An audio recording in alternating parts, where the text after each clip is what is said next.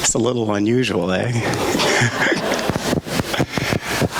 Our story for all ages today takes place in a land where everyone has to walk around with heavy, heavy backpacks. These backpacks are filled with anger, resentment. In fact, this place is called Grudgville, and I want to tell all of you about Grudgville, especially our children. So I invite our children to join me on the chancel.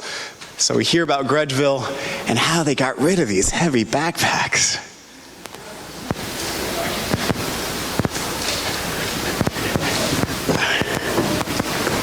Come on up.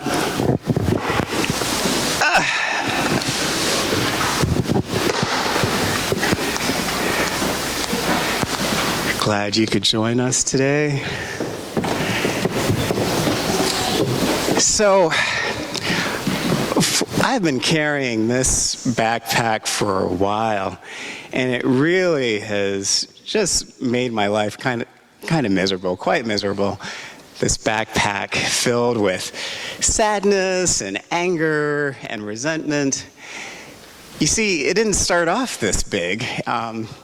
It used to be quite small, and slowly over time, I would add things to it. If someone perhaps treated me in a way I thought that was unkind, or if I was just unhappy with someone, just wait, I would put that feeling in this backpack, and it just got bigger and bigger until finally the things that I enjoy doing are not so much fun anymore. Like walking is a bit of a challenge. I went swimming and nearly drowned. It's terrible when I take the train into Center City. I can't ever get a seat, even if there are tons of seats, because the backpack is in the way. Even now, it kind of is pulling me over. Well,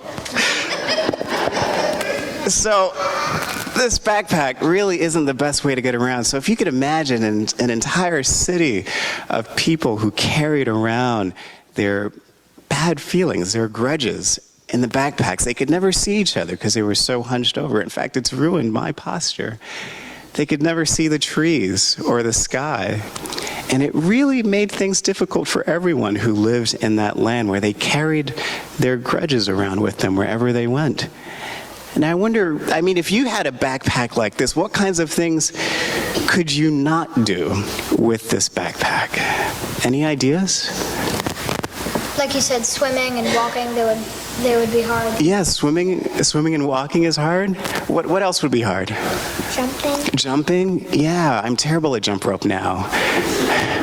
Gymnastics. Gymnastics. Climbing. Climbing. Staying in school. Staying in school, yeah, because you couldn't sit on the school chairs. It'd be tough to make and keep friends because you always had the backpack with you wherever you go, kind of knocking them over like this. Whoa, whoa. So in Grudgville, one day a very wise person came to town and had the answer. He had a solution for how people could get rid of these massive, massive backpacks that was ruining their lives.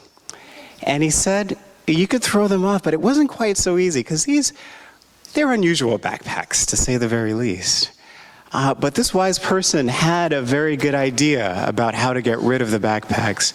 And he said that there were just 5 magic words that if everyone said, their backpacks would come off and they wouldn't tip over anymore. So I want to teach you those words. And they're really simple. I think we can all say them. So maybe you could say them after me. I'm sorry. I'm sorry. I forgive you. I forgive you. 5 simple words, and if the villagers said it enough, their backpacks would come off, and then they'd be free to live the lives that they want to live.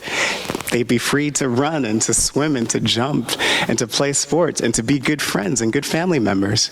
So let's practice saying those 5 words and see if this backpack, see if it comes, off.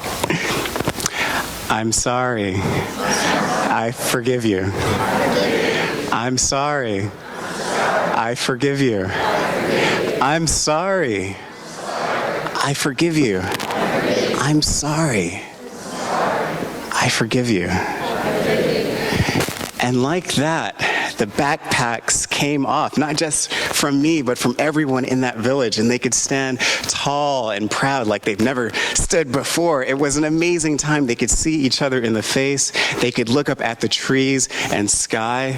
It was a new world for them. And all it took was 5 easy words that we can all say. So I want you to remember those words as you go off to your first day of Sunday school classes with the words printed in your order of service.